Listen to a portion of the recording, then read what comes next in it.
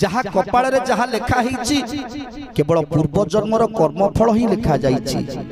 तेणु से पूर्व जन्मर कर्मफल को ए जन्म रे आमे भोग करूछंती, पूर्व जन्मर कर्मफल को ए जन्म रे भोग करूछंती भाबी कर्म को आदरी जदि दुख को आमे सही जिबा, जदि दुख को सही जिबा ना ताहले से दुख आम पाई सुख ही जिवो। ए मनुष्य जन्मर लाभ होउछि एकमात्र जदि आमे गोविंद को चरण कमल रे समर्पण करि दबा। जदि मनुष्य जन्मर लाभ होउछि केवल गोविंद को पादरे समर्पण करि दबा निज को। विष्णुर गुण कर्म जेते नित्य